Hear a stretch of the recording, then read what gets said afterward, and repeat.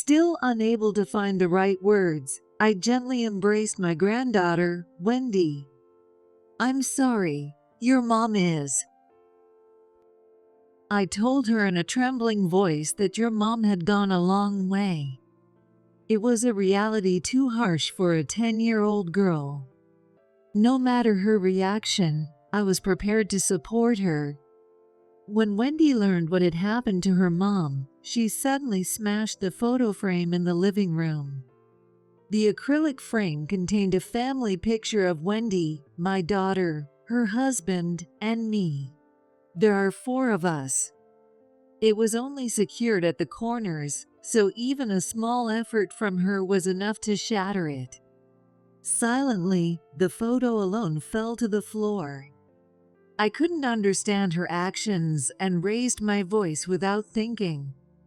"Stop it. That's a precious memory from our family trip, isn't it?" But, Grandma, Mom told me to look at the back of this. Unperturbed, Wendy picked up the fallen photo. She was an innocent, smiling girl, but sometimes her words seemed surprisingly mature. Perhaps my daughter Emily's spirit appeared here and told Wendy to do this. No, she said if something happened to her, to look at the back of this photo. Wendy handed me the photo with a bright smile. I looked at the picture, not knowing what it was about. "My name is Anne. Until recently, I was the president of a clothing brand. When I thought back to a few months ago during Saturday lunchtime at my usual diner, it was a chilly, rainy day in early spring. I'm thinking of retiring from the president. On my 67th birthday, Emily had strongly opposed it. I had always been there to advise her, and I was proud to be her understanding confidant. And I believed she was mine, so her reaction surprised me. Emily, a new era and trends are created by the new generation. But, Mom, you still.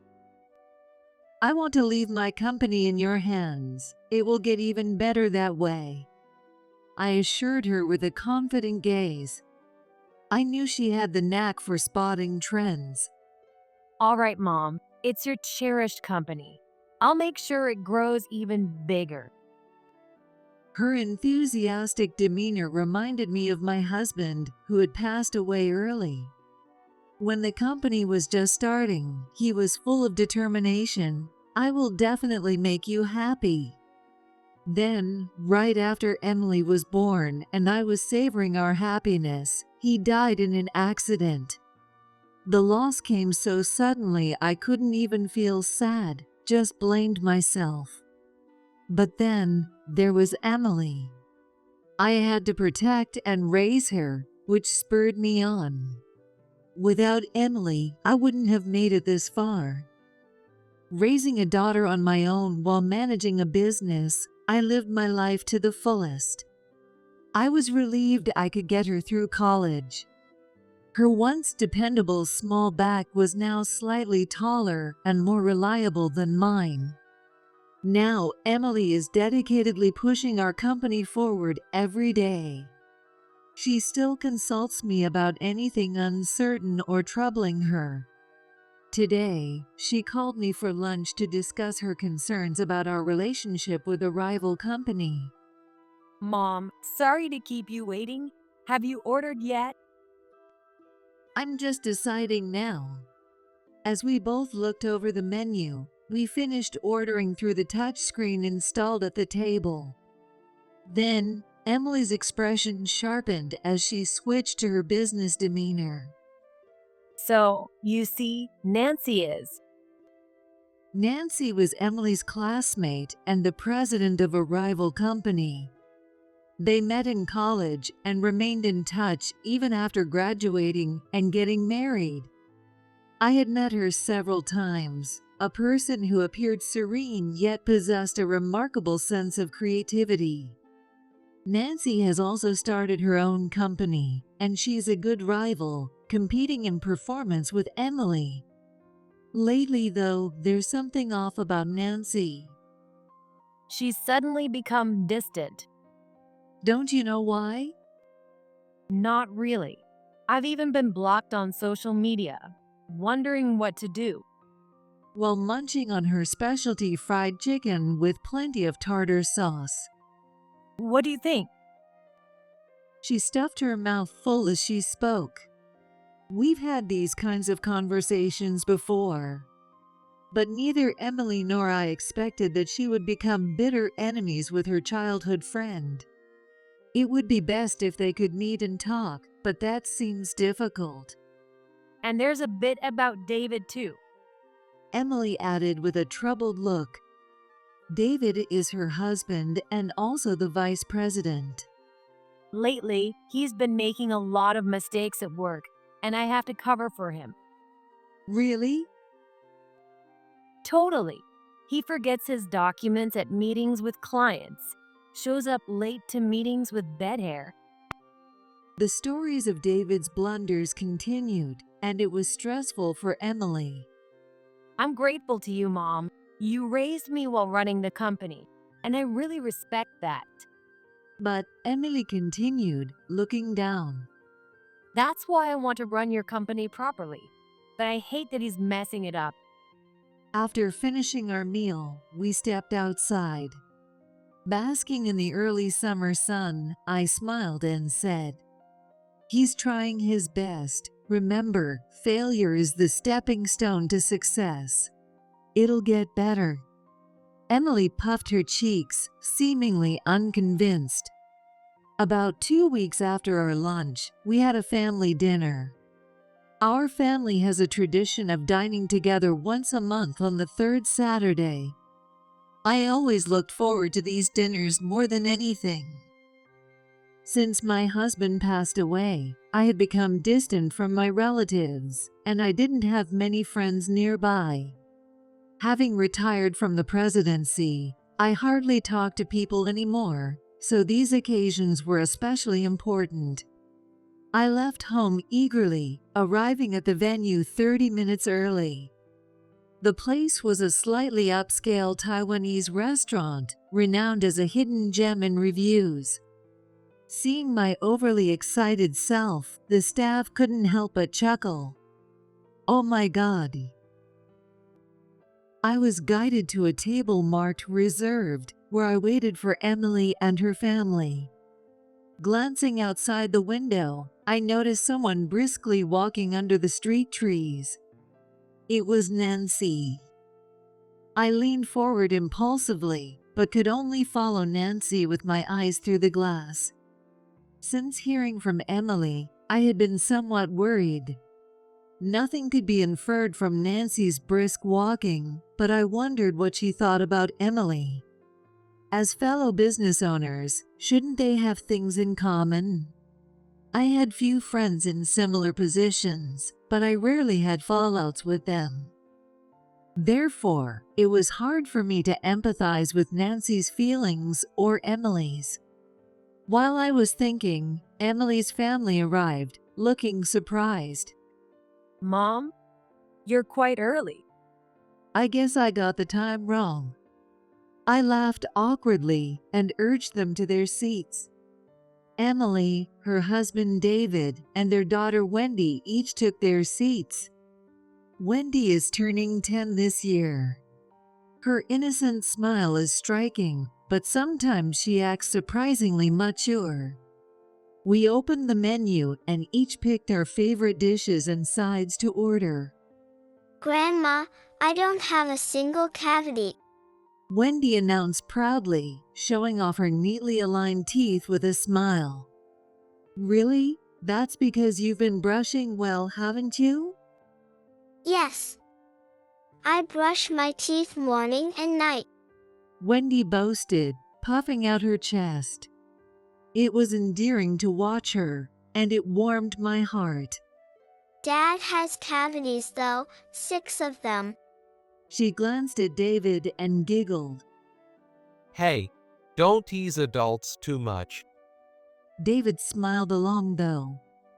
I had heard he'd been making some mistakes at work and wondered if he might be feeling down. But he seemed cheerful throughout. And there was no sign of trouble between him and Emily. They were chatting happily. Dad, you should brush properly too. I do. I even use an electric toothbrush. Their light-hearted banter brought smiles to all three, making it a joyful family moment. Maybe Emily's concerns weren't as serious as I thought. Soon after, our food arrived. The table was set with dishes for 4, along with various other dishes. Eat up, everyone. Mom, we can't possibly eat all this. It's fine. Right, Wendy, you're not picky. I don't like bell peppers. Does this have bell peppers in it? Wendy peered suspiciously as David laughed. If there are, I'll eat them. But you don't like bell peppers either. I know.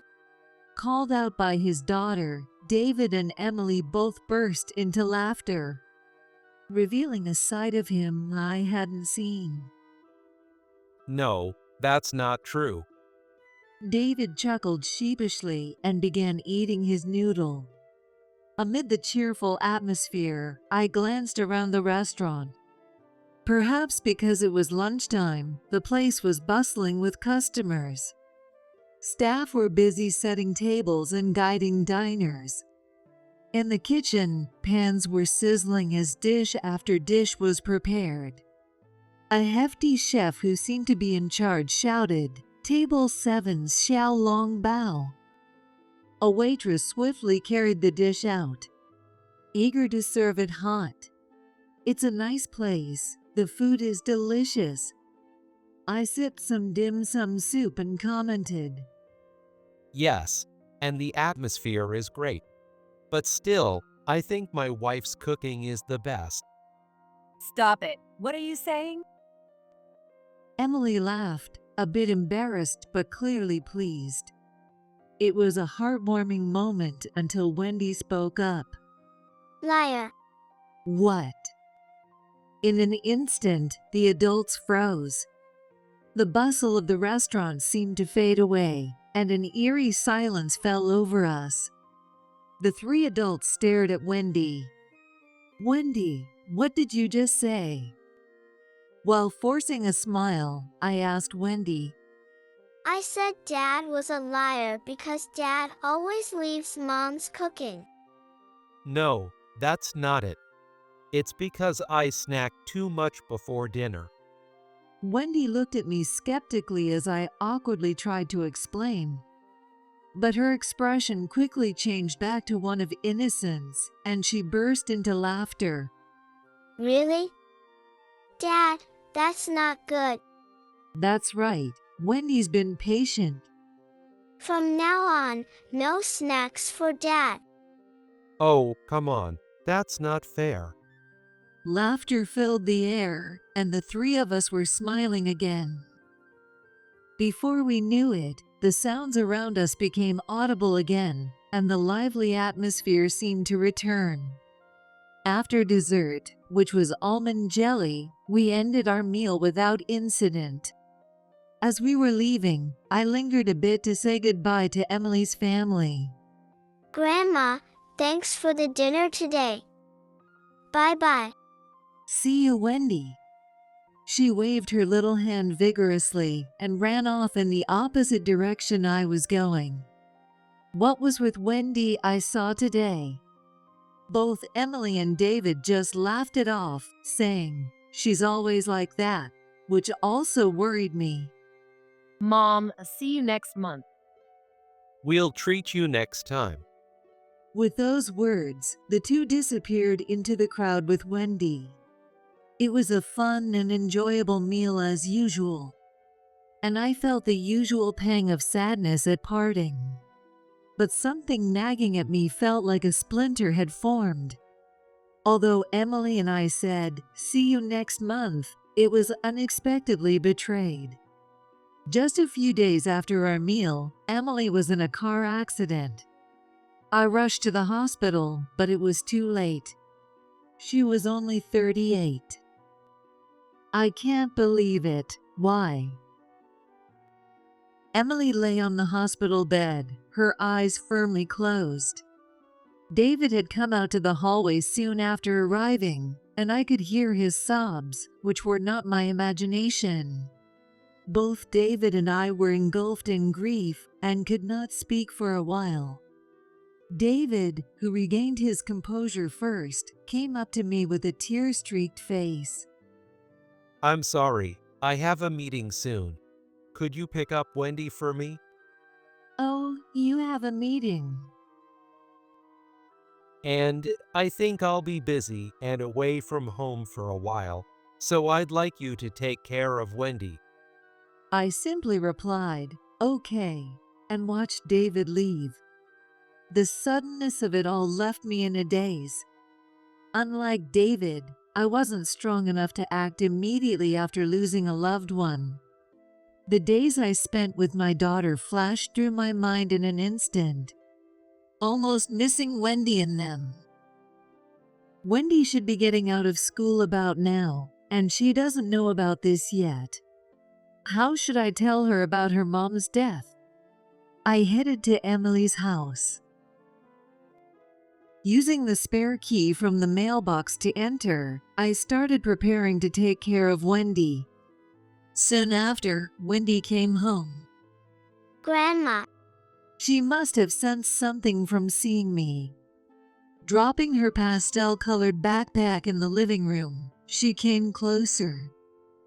The innocent smile that was so characteristic was gone, and she looked at me curiously. Still unable to find the right words, I gently embraced Wendy. Wendy, I'm sorry. Your mom well. I told her in a trembling voice that your mom had gone a long way. It was a reality too harsh for a 10-year-old girl. No matter her reaction, I was ready to support her. However, Wendy slipped out of my arms and picked up a photo frame displayed in the living room. The acrylic frame contained a family picture of Wendy, my daughter, her husband, and me. There are 4 of us. Wendy? Just as I thought she was staring intently, suddenly Wendy broke the frame. The frame, held together only at the corners, easily came apart with a little force from her young hands. Just like that, the photo fell to the floor. Unable to understand her actions, I inadvertently raised my voice. Stop it. That's a precious memory of our family trip, isn't it? but, Grandma, Mom told me to look at the back of this. Wendy, undisturbed, picked up the fallen photo. Could it be that Emily's spirit appeared here and told Wendy to do this? No, she said if something happened to her, to look at the back of this photo. Wendy handed me the photo with a bright smile. I looked at it, puzzled, and turned it over. On the back, in Emily's handwriting, it read, "I am being targeted by my husband." The hurried writing seemed to convey an urgent message. Targeted by her husband, David. What did that mean? I had never heard such a thing from Emily. Could it be that only Wendy and Emily knew about this? Could this message be related to Emily's death? Could David have? He hadn't shown any signs, and he had been at the hospital with me, mourning Emily's death. My thoughts were swirling, becoming more confused. Then David returned, muttering to himself. Damn, I forgot my documents here. Seizing the opportunity, I confronted David. David, we need to talk. Come here, please. No, I have a meeting. David seemed to be avoiding the conversation, as if he was hiding something or knew something he didn't want to be known. I quickly blocked his path with the message on the back of the photo. What is this? David glanced at it and muttered, "Damn," under his breath before looking away. I pressed him further. "Answer me. This is Emily's handwriting." I don't know anything about it. My wife has just died, and you bring up this distasteful prank?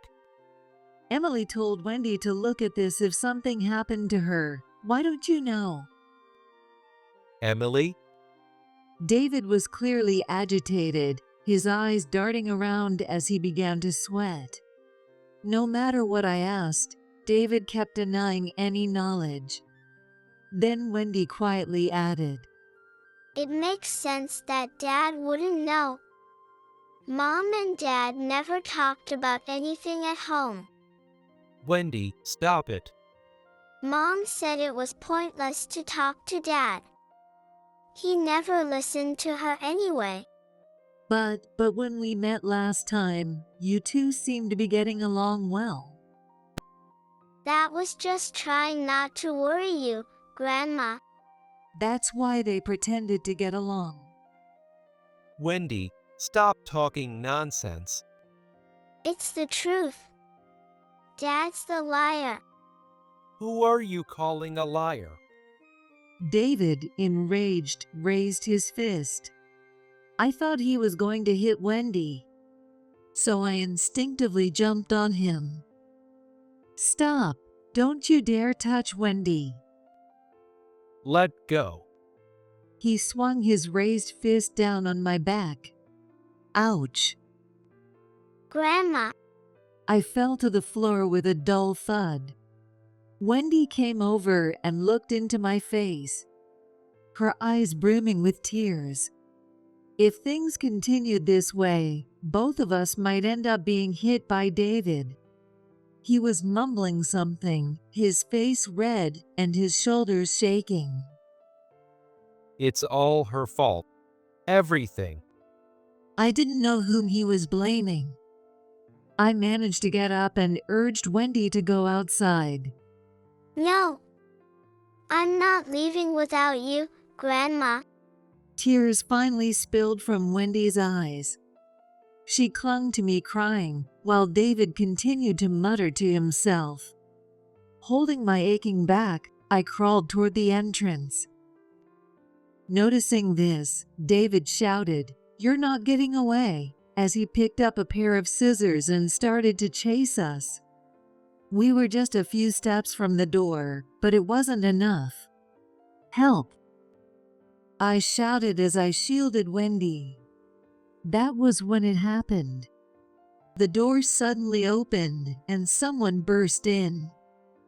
No. With a mighty yell, Nancy appeared. Using her business bag as a shield, she charged at David and pushed him back. David stumbled and fell to the floor. Nancy then pinned his arm behind his back and held him down on the floor. Give it up. I've called the police. What have you done to them? Ouch. Who the hell are you? Taken aback by the unexpected arrival, both Wendy and I were shocked. "Nancy, why are you here?" Oh, and long time no see. Emily asked me to look after you too. Nancy explained that she had made a promise to Emily. It was when Nancy's company was struggling, and she had consulted Emily about management strategies. Following Emily's advice had gradually improved her business. In gratitude, Nancy had told Emily to call on her if she ever needed help. Well then, if something happens to me, please take care of Wendy and my mom. Although Nancy didn't fully understand at the time, she had always kept that promise in mind. I knew Emily had a way of foreseeing things. So I believed that something might happen eventually, though I hoped it wouldn't. Nancy chuckled wryly. That's why I started investigating what was going on around Emily. As the investigation by a private detective progressed, concerns about David began to arise. Initially, since he was Emily's husband, it wasn't unusual to think he might be involved in some related matters. But then, it became clear that there was something abnormally wrong. What do you mean? You must be aware that he had Emily cover for his mistakes at work. Of course, I knew that. But what does that have to do with this? David groaned in frustration and exclaimed, "It's all her fault." Emily was always helping me, meddling unnecessarily. It was annoying. Annoying? You felt that way? My self-esteem was damaged. I am the vice president, after all. Unbelievably, David harbored resentment towards Emily. And from that resentment, he had been planning to take over the company. Exposed, David started ranting nonsensically. Nancy firmly restrained him. David continued to rave. Today's car accident was a coincidence. I thought it was lucky. I saw it as a chance to take over the company. How can that be? You were crying in the hospital. I clearly heard David sobbing. Was that also his act? Acting? No, those were tears of joy. Far from mourning Emily's death, he was internally delighted at the opportunity to take over the company and cried tears for that reason. David's nature was utterly twisted. I was too shocked to speak, but Wendy clearly stated, He's the worst. He's not my dad. Just then, the sound of a police car arriving could be heard. Through the open front door, a robust police officer entered, followed by a slender middle-aged officer for support. David was subdued by the robust officer and dragged away. Beside that, we explained the situation to the middle-aged officer. By the way, Nancy, that was quite the charge. Well, I did karate as a kid. Shortly after, the police officer cautioned her, "Please avoid dangerous actions." Wendy and I ended up living together. Emily's funeral received condolence messages from business associates and her friends, and Nancy also attended the ceremony. I truly felt it was good that we could send off my daughter together. After the interrogation by the police, I saw David again a few days later, and he looked haggard. A large bruise had formed on my back where he had hit me.